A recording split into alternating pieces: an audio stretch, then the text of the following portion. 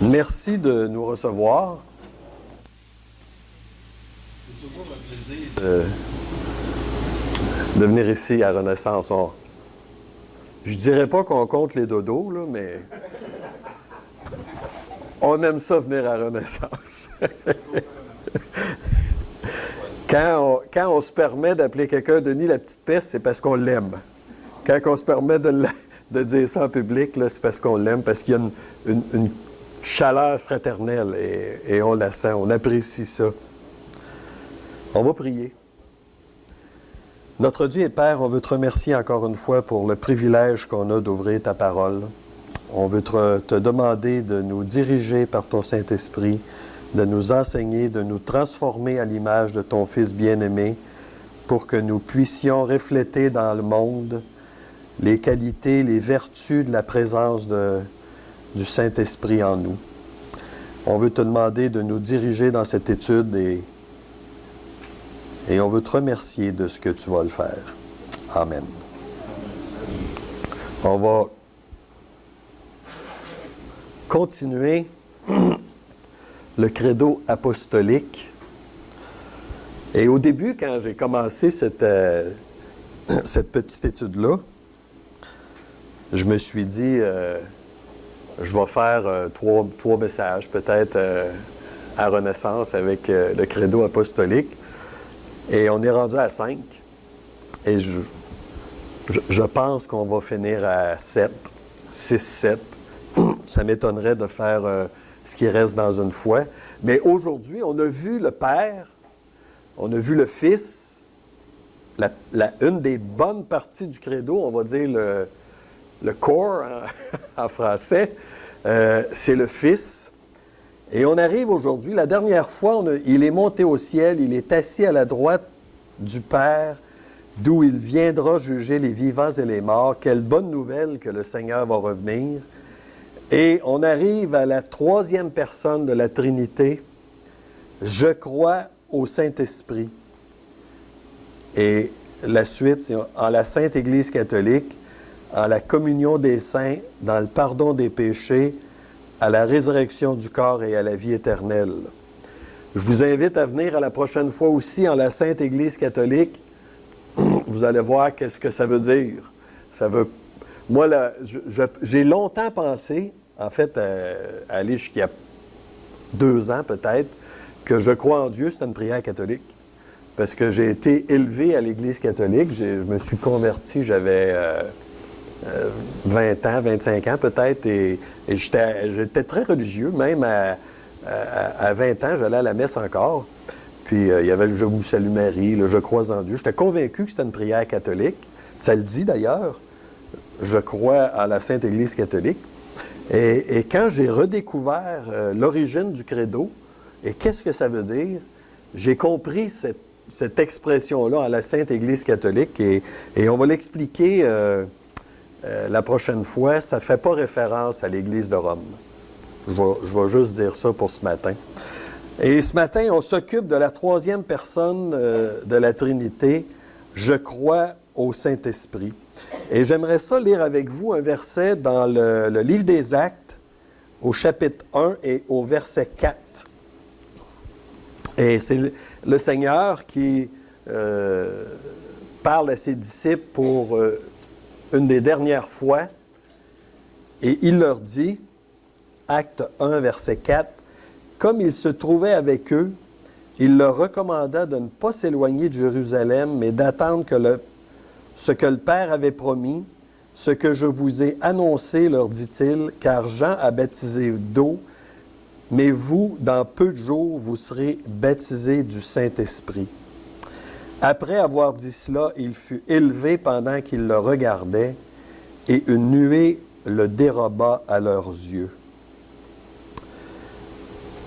Les disciples étaient là, ils avaient vécu avec lui pendant 3 années, ils avaient vécu son enseignement, ils avaient vécu sa sagesse, ils avaient vécu sa gloire morale, il avait vécu la grandeur de sa personne, la splendeur de sa personne, pas simplement, évidemment, Jacques et Jean l'ont vu sur la Sainte Montagne, pas sur la Sainte Montagne, mais sur la montagne, ils l'ont vu transfiguré, ils l'ont vu éclatant de lumière, ils ont vu quelque chose que personne n'a vu. Mais les 12, ceux qui ont vécu avec lui, ont vécu sa gloire morale. Ils ont vécu l'excellence de sa personne, comment il réagissait et comment il agissait dans des circonstances favorables et des circonstances moins favorables, dans l'adversité comme dans l'amitié. Il était attaché à lui. Et qu'est-ce que vous voulez? On rêve de ça. On rêve, on se dit, si j'avais pu être un des 12, si j'avais pu être un des 70, si j'avais pu être un parmi la foule au moins pour toucher son vêtement. Mais on n'a pas vécu ça. Mais les disciples, eux, l'ont vécu. Et là, à ce moment-là, il s'en va. Il y a plusieurs années, en fait, en 1998, ma fille, qui avait 17 ans, je pense, à cette époque-là, ou 18 ans, je ne sais plus exactement, elle nous a présenté un projet. Elle voulait aller gardienne, ça s'appelait gardienne au père c'est le nom, en Suisse. Et puis on lui a dit, croyant pas tellement à ça, là, on a dit, montre-nous un projet, puis on verra. Puis finalement, elle nous est arrivé avec un projet très solide, là, qu'on ne pouvait pas dire non. Donc, elle est partie pour 1 an en Suisse. Et quand elle est partie, je l'ai accompagnée. On a fait un petit voyage ensemble en Europe. Et je me rappelle très bien à Venise. On était à Venise. Et je ne sais pas s'il y en a qui sont déjà allés à Venise, mais à la gare Sainte-Lucie, il y a une place, là où la dernière place où les autos peuvent aller. Et on était assis sur un banc, là, un soir, un samedi soir, je me rappelle encore. On était moi puis elle, seulement moi puis elle, pour ce voyage-là. Et il y a des gens qui sont venus la chercher. C'était prévu, là. Et je l'ai vu partir, là. Elle s'en allait pour 1 an. Finalement, ça a été 1 an et demi. Mais, vous savez, on sait que ça va arriver. Les disciples savaient aussi que ça allait arriver. Le Seigneur les avait avertis. Mais là, c'est le moment et on le voit partir. Et on se dit, ça fait un grand vide de voir quelqu'un partir. Et j'imagine les disciples, ils voyaient leur enseignant s'en aller. Ils voyaient le Seigneur s'en aller. Et la dernière chose à ce qu'on s'attend en lisant les Écritures, c'est qu'il peut y avoir un avantage pour ceux qui côtoient le Seigneur. Il peut y avoir un avantage s'il s'en va. Il y a un avantage s'il s'en va. C'est lui qui l'a dit dans Jean au chapitre 16. Jean 14, 15, 16 sont les chapitres qui vont faire un wrap-up de la venue et du ministère du Saint-Esprit. C'est comme une parenthèse dans l'Évangile de Jean pour nous parler de cette venue du Saint-Esprit. Et le Seigneur a dit, « Il vous est avantageux que je m'en aille. Il vous est avantageux que je m'en aille. » On lit ça, puis, là, en tout cas, il y a quelque chose qui se passe parce que c'est un avantage, c'est ce par quoi le dictionnaire Robert dit, ce par quoi une personne est supérieure en qualité, en bien, a un atout, a une supériorité, a une avance. Et là, le Seigneur est en train de dire, ça va être pour vous un avantage si je m'en vais. Mais pourquoi? Car si je ne m'en vais pas, le Consolateur ne viendra pas vers vous, mais si je m'en vais, je vous l'enverrai. Le Saint-Esprit, le Consolateur, est un avantage pour nous, chrétiens, par rapport à la présence physique du Seigneur Jésus. J'avoue que ce n'est pas quelque chose que j'ai de la facilité à comprendre, mais c'est quelque chose que la Bible nous enseigne. C'est un avantage pour nous que de posséder le Saint-Esprit. le consolateur. Parakletos, le mot en grec, 4 fois il est traduit consolateur et une fois il est traduit avocat dans l'épître de Jean. Et là, il est question du Seigneur Jésus. Un consolateur, un avocat.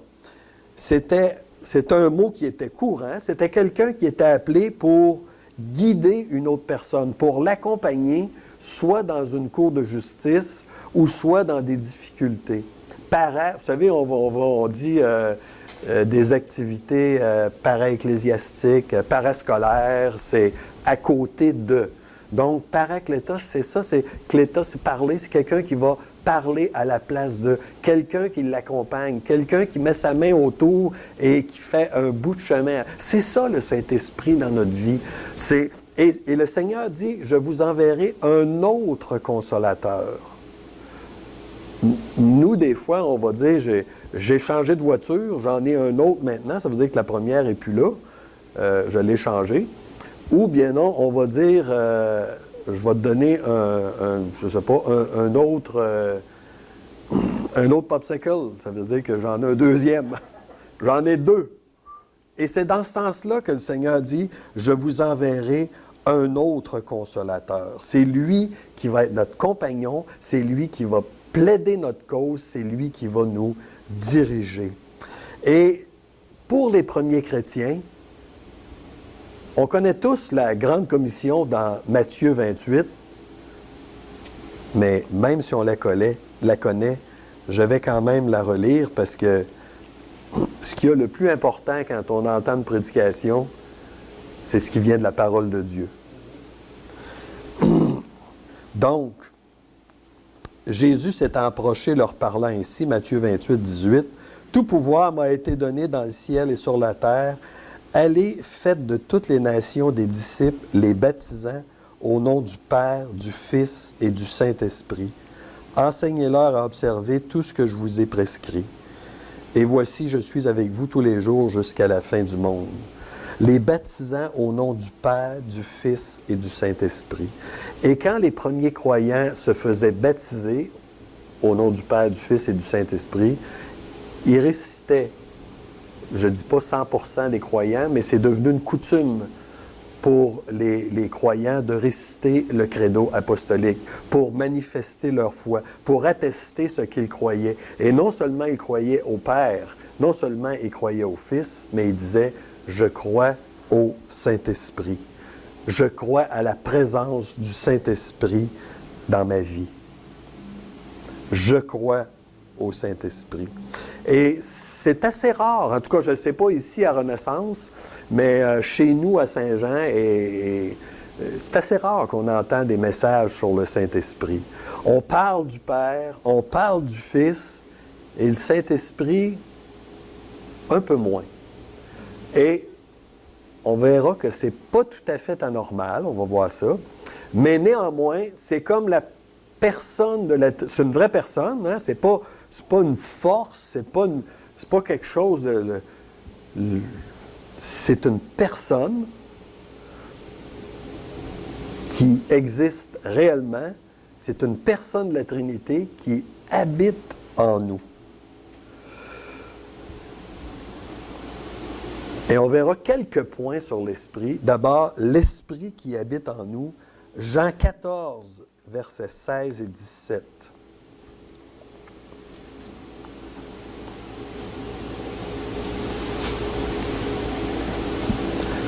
« Et moi, je prierai le Père, et il vous donnera un autre consolateur, afin qu'il demeure éternellement avec vous. L'Esprit de vérité que le monde ne peut pas recevoir parce qu'il ne le voit pas et ne le connaît point.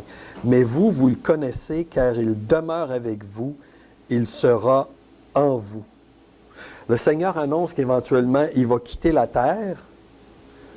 Alors, est-ce que les disciples vont être orphelins? Il dit expressément, « Je ne vous laisserai pas orphelins, mais il va envoyer le Saint-Esprit en nous. » Et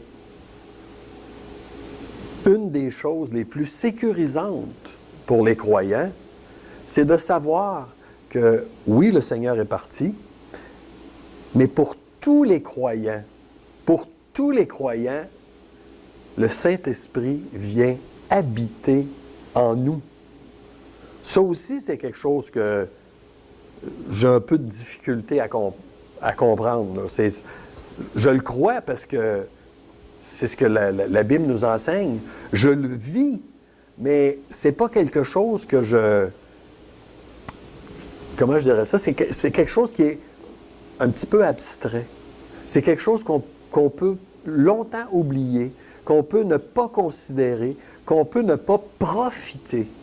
La présence de Dieu en nous. Imaginez, là, c'est pas une phrase banale. Dieu habite en nous. Dieu habite en nous. On s'assoit, là, puis on réfléchit à ça, puis on se dit, je viens-tu de dire ça, moi, là? La Bible dit ça. La Bible affirme que le Saint-Esprit habite en nous. Mais même si on a de la difficulté à le réaliser et à le vivre, ça ne change absolument rien à la réalité. La réalité existe et le Saint-Esprit habite en nous. Comment est-ce que je peux appliquer la parole de Dieu dans ma vie? Est-ce que ce n'est pas le Saint-Esprit qui a inspiré les écrivains? Est-ce que ce n'est pas le Saint-Esprit qui va m'éclairer sur ce que je lis? On va y revenir un peu. Comment est-ce que je peux savoir que je plais ou que je déplais à Dieu? Oui, on a une conscience. Et on voit qu'avec la conscience, il y a des gens qui font de très mauvaises choses et qui sont très à l'aise avec ça dans la société. Et nous, en tant que chrétiens, il y a des choses qu'on le sait d'avance si ça va plaire à Dieu ou si ça va déplaire à Dieu. Et des fois, malheureusement, on le sait d'avance et on le fait pareil. Mais de toute façon, le Saint-Esprit en nous nous dit, nous indique, nous informe que cette pensée-là, cette action-là, est une action conforme à ce que Dieu aimerait, de prendre soin des autres, d'aimer les autres, de faire certaines choses, ou de ne pas faire certaines choses, de ne pas dire certaines choses. Moi, je vous avoue, j'avais, où je travaillais avant, il y avait beaucoup de mémérage avec les gens avec qui je travaillais. Je parlais contre un autre, puis un autre, puis un autre. Puis des fois, j'avais quelque chose à dire, moi aussi, tu sais, puis je le disais. J'étais tellement déçu, là. Puis je le savais, tu sais, je me disais, faut pas que j'embarque dans ça, là. Faut pas que je dise ça. Mais oui, moi aussi, je l'ai déjà vu faire ça, puis il est arrivé en retard, puis il l'a pas dit. Puis... Pas utile de dire ça, là. Mais on est emporté. Je me rappelle quand, une autre place que je travaillais, il y avait 2 gars qui travaillaient avec Christine, mon épouse, et puis moi, j'aime je l'ai déjà dit, là, j'aime ça des chips. Puis c'est pas très bon, je fais du cholestérol, c'est pas bon pour moi. Puis des fois, je disais, j'ai envie de... Puis là, il y avait un des deux, Jacques, qui disait toujours, « Ah, garde-toi, fais-toi plaisir, ça va te faire du bien. » Puis l'autre, il y avait Benoît qui disait, « Ouais, mais tu sais, un chip, c'est 200 calories, si tu manges ça, ça va... » Tu sais, il y a les deux voix qui...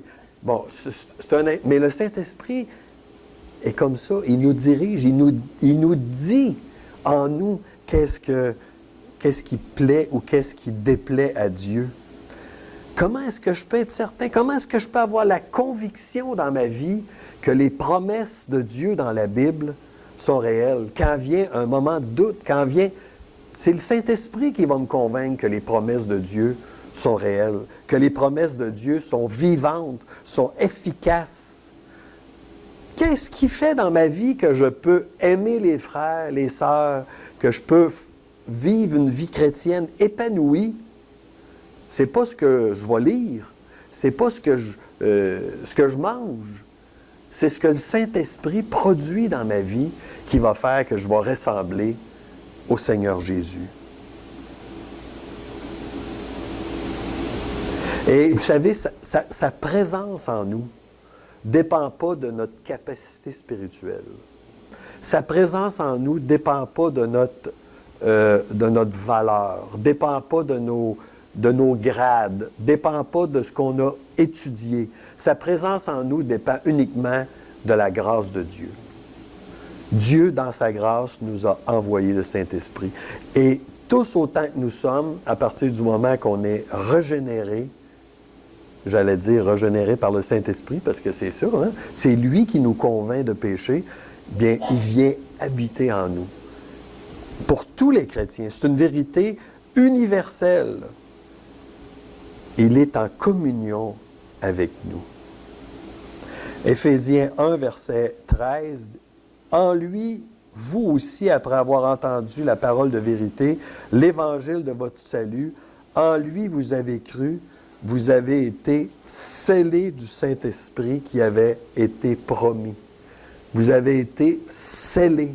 Vous savez, quelque chose qui est scellé, là, on ne peut plus défaire ça. C'est scellé. Le Saint-Esprit est scellé dans nos vies.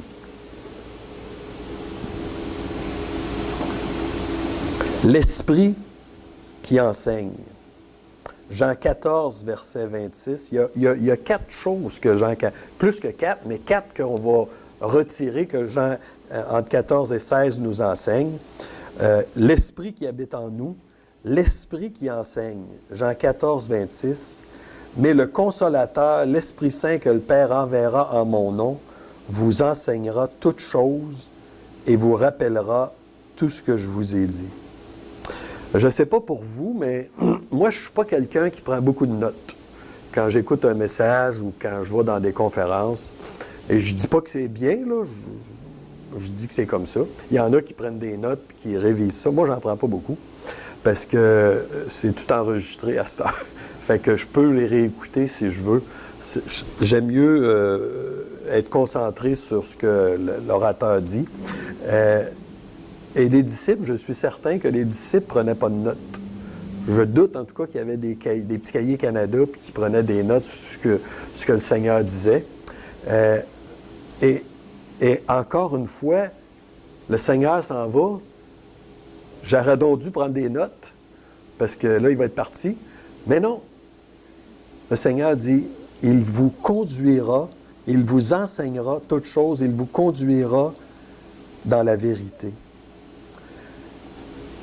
Ils allaient perdre leur enseignant. Imaginez, là, on a quelques enseignements qui nous sont rapportés dans les évangiles, mais il a vécu 3 ans avec eux. Là. Il y en a plus que ça. Là. Ils en ont entendu plus que ça, eux autres. Ils devaient se dire, lui qui parlait du ciel comme de chez eux. Je suis certain que si on écoutait notre frère en parler des Philippines, il en parlerait comme si c'était chez eux. Hein? Il vient de là. Il nous ferait vivre ça.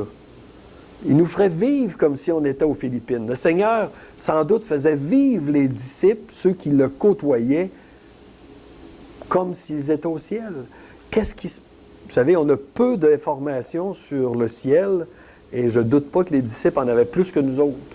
Mais le Seigneur dit, il vous conduira dans toute la vérité, il vous enseignera toutes choses. Le Saint-Esprit dans nos vies nous enseigne toutes choses, tout ce qu'on a besoin de savoir, tout ce qu'on a besoin de se souvenir. Je me souviens, il y a encore une fois plusieurs années, j'avais été suivre un cours pour des scanners à Chicago.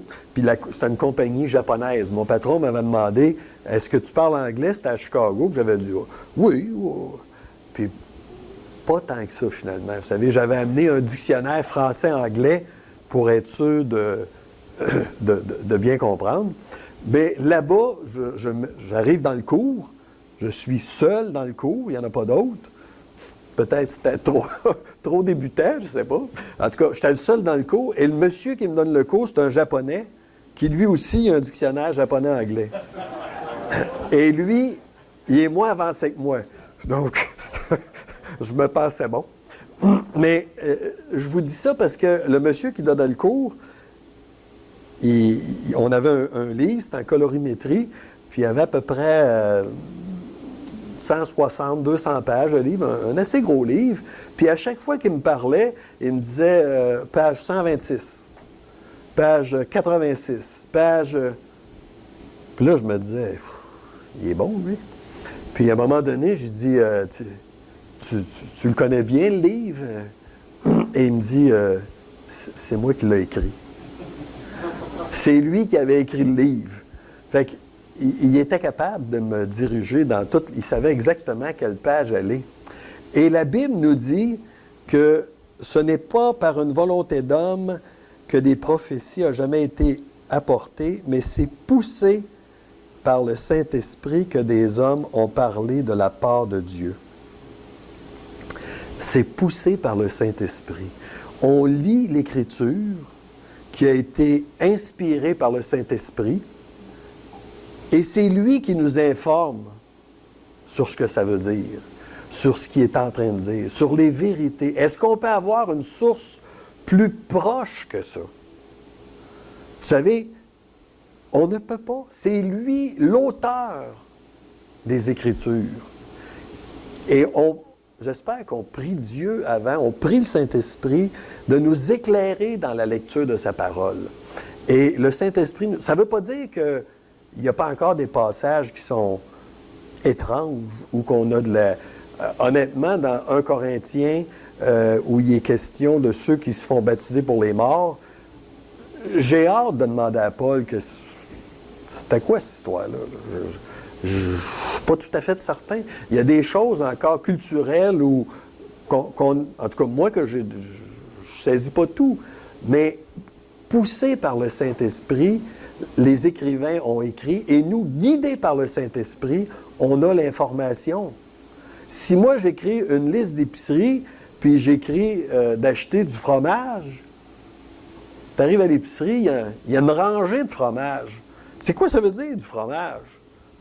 Eh bien là, je voulais dire du fromage, et là, je spécifie. C'est moi qui l'ai écrit. Je suis capable de le spécifier parce que c'est moi qui l'ai écrit. Je sais que je voulais dire. Je suis capable d'informer celui qui lit la liste d'épicerie.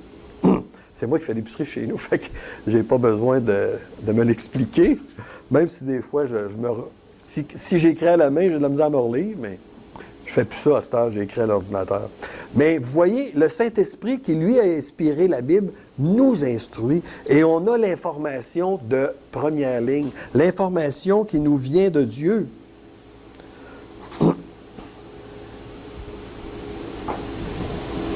Souvenons-nous que quand on dit c'est l'Esprit qui enseigne, l'Esprit nous enseigne pas pour acquérir de la connaissance, pas pour devenir des cerveaux, mais pour nous diriger dans nos vies.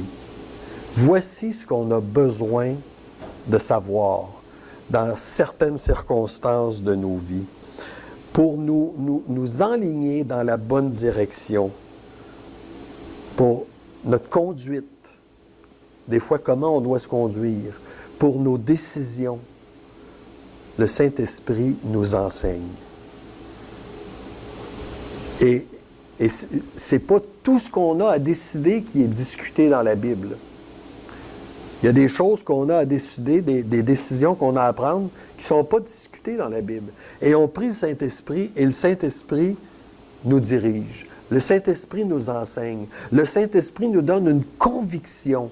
Voici, j'avance dans cette direction parce que j'ai une conviction et je suis convaincu que cette conviction me vient du Saint-Esprit. L'Esprit qui témoigne de Jésus-Christ. Jean 15, versets 26 et 27. « Quand sera venu le Consolateur que je vous enverrai de la part du Père, l'Esprit de vérité qui vient du Père, il rendra témoignage de moi. » Au verset 14, « Il me glorifiera parce qu'il prendra ce qui est à moi et il vous l'annoncera. » L'Esprit rend témoignage de Jésus-Christ. Est-ce que c'est parce qu'il y a une hiérarchie dans la Trinité? Il y a Dieu, le Père, il y a le Fils et il y a le Saint-Esprit? Pas du tout. Les trois sont égales. C'est trois personnes égales. Mais le rôle du Saint-Esprit dans nos vies et dans l'Église, c'est de glorifier Jésus-Christ. Quand on va dans une église où le Seigneur Jésus est au centre, où l'enseignement de l'Église reflète la personne du Seigneur Jésus, élève la personne du Seigneur Jésus, on sait qu'on est dans une Église qui est guidée par le Saint-Esprit. Malheureusement, des fois, je dis, on peut aller, mais je ne me rappelle pas d'avoir été, j'ai lu, mais je ne me rappelle pas d'avoir été dans des églises qui cherchent la manifestation du Saint-Esprit, qui glorifient le Saint-Esprit, où le Saint-Esprit est au cœur de la vie de l'Église. C'est paradoxal par rapport à ce qu'on lit dans les Écritures. Le Saint-Esprit ne cherche pas la première place. Le Saint-Esprit ne cherche pas la gloire. C'est remarquable que jamais dans le Nouveau Testament, personne adore le Saint-Esprit. Il est Dieu, mais personne adore le Saint-Esprit. Il rend témoignage de Jésus-Christ. C'est comme un guide au musée. Vous savez, on va dans un musée, n'importe quelle sorte de musée, et puis on est allé il n'y a pas longtemps dans un musée de l'Acropole à Athènes, puis on aurait aimé avoir un guide en français, mais il n'avait pas. Mais il y avait des guides qui étaient anglais. Vous savez, le guide ne commence pas à parler de lui, à dire « Voici, moi, je reste à telle place, et voici qui je suis. » Il ne parle pas de lui, le guide. Il parle de l'exposition, il parle de ce qu'il a à dire. C'est le rôle du Saint-Esprit, c'est un peu ça. Il est comme un guide dans un musée. Il est là pour nous diriger sur le Seigneur Jésus. On va apprendre des choses sur le Seigneur Jésus. On veut lui ressembler davantage. On veut l'imiter. Oui, on a les Écritures et on prend les Écritures, mais le Saint-Esprit nous guide à travers les Écritures, nous guide à travers notre conscience. Qui était le Seigneur Jésus? Qu'est-ce qu'il a fait? Et qu'est-ce qu'il fait dans nos vies? Comment on peut lui ressembler? Il nous présente le Seigneur Jésus. Il témoigne du Seigneur Jésus. Et finalement, l'Esprit qui conduit dans la vérité, ça finit-tu à ennemi? Ça finit à ennemi? Oui, ça va être ça. L'Esprit qui conduit dans la vérité, Jean 16, versets 13 et 14, « Quand le Consolateur sera venu, l'Esprit de vérité, il vous conduira dans toute la vérité. » Il vous conduira dans toute la vérité. Vous savez, la vérité, aujourd'hui, là, la vérité, on vit dans un monde postmoderniste où la vérité est un peu subjective. Ma vérité n'est pas nécessairement la même que René. C'est absolument faux, ça. La vérité est objective. La vérité ne change pas. La vérité ne veut rien savoir de ce qu'on en pense. La vérité ne tient pas compte des religions, ne tient pas compte des sexes, de la richesse. La vérité, elle est droite. Et le Saint-Esprit nous conduit dans la vérité. On entend des fois dire, hein, on va partager avec quelqu'un, on va témoigner, il va dire « Ah, ça c'est bon pour toi, mais c'est pas bon. » Comment c'est pas bon pour toi? C'est bon pour tout le monde, là. Hein? C'est vrai pour tout le monde. C'est pas vrai juste pour une catégorie de personnes. Quelqu'un qui va en haut du bâtiment et qui se jette en bas, il va s'apercevoir que l'attraction terrestre, ça fonctionne, là. Même s'il dit « Ah, je crois pas tellement à ça », bien, essaye-le, tu vas voir que ça fonctionne pareil. Ça ne change rien qu'est-ce que tu en penses, là. La vérité, elle est absolue et le Saint-Esprit nous conduit dans la vérité. Et pour les quelques minutes, les preuves de la présence de l'Esprit dans notre vie, est-ce que vous sentez des preuves de la présence du Saint-Esprit dans votre vie? Marchez selon l'Esprit et vous n'accomplirez pas les désirs de la chair. Galates 5,16. Et il nous donne les fruits de l'Esprit. L'amour, la joie, la paix, la patience, la bonté, la bénignité, la fidélité, la douceur, la tempérance. La joie, c'est-à-dire l'amour, la joie, la paix, la patience, la bonté, la bienveillance, la fidélité, la douceur. Ça, c'est des fruits de l'Esprit dans nos vies. ne faut pas chercher ça dans la vie des autres, quoi qu'on devrait le voir, mais il faut chercher ça dans notre vie. Il y a 2 ans, 3 ans, je pense, j'ai planté un petit poirier chez nous et je m'attends d'avoir des poires. Mais j'en ai pas encore. Et j'ai hâte d'en avoir parce que je me dis, t'es là pour ça. T'es là pour me donner des poires. Fait que, fais-en, tu sais. Mais le fruit de l'esprit dans notre vie, je me dis, Dieu nous regarde et il dit, t'es là pour ça, là. Comment ça se fait que l'amour, la joie, la paix, la patience, la bonté, la bienveillance, ça devrait faire partie de notre vie. Ça devrait être des choses qu'on développe, qu'on laisse développer dans notre vie, qu'on laisse Dieu agir dans notre vie, plutôt que de résister. Et on voit dans l'Épître aux Galates qu'on peut résister, hein, qu'il y a une lutte, puis c'est normal, on a une lutte dans notre vie. Mais, chers frères, chères sœurs, manifestons le fruit de l'Esprit dans notre vie, dans l'Église et en dehors de l'Église. Il y a beaucoup de ces fruits-là qui vont être manifestés en dehors de l'Église. Quand la douceur, la paix, est-ce que vous êtes reconnus pour des gens de paix, des gens doux, ou si vous avez la mèche courte, comme on dit? Hein? Moi, je connais des gens qui n'ont même pas de mèche, là, tu sais. C'est court, mais en tant que chrétien, là, est-ce qu'on est des gens qui reflètent les fruits de l'Esprit? On devrait attirer les autres à nous. Les autres devraient dire, tu as quelque chose que j'ai pas. Tu réagis d'une façon. Qu'est-ce qui fait que tu as cette paix-là? Qu'est-ce qui fait que tu aimes les gens comme ça? Qu'est-ce qui fait que tu es doux comme ça? Le Seigneur a dit, je suis doux et humble de cœur. On peut, nous aussi, être doux et humble de cœur. On peut être miséricordieux. On peut être bienveillant. Je termine en disant, quand je dis que je crois au Saint-Esprit, j'affirme sa présence dans ma vie. Je crois à la présence et au rôle du Saint-Esprit dans ma vie. C'est pas juste une belle lecture. C'est pas juste quelque chose, pas juste un vêtement qu'on met et qu'on enlève le soir. C'est quelque chose qui vit en moi et qui me transforme. C'est quelque chose qui me dirige. C'est quelqu'un, pas quelque chose, mais c'est quelqu'un qui me dirige et qui me transforme. Prions. Notre Dieu et Père, on veut te remercier parce que tu ne nous as pas laissés orphelins, même si on n'a jamais vu ton Fils physiquement ici, nous, en 2019, mais on a ton Saint-Esprit qui habite en nous. Et trop souvent, en tout cas pour ma vie à moi, trop souvent, je néglige cette présence. Je devrais en profiter davantage. Et je veux te demander de nous aider à agir d'une façon conforme à la vie du Saint-Esprit en nous. Que les fruits de l'Esprit puissent être manifestés, qu'on puisse, notre Dieu, refléter la présence de ton Fils, qu'on puisse refléter les qualités divines en nous. Amen.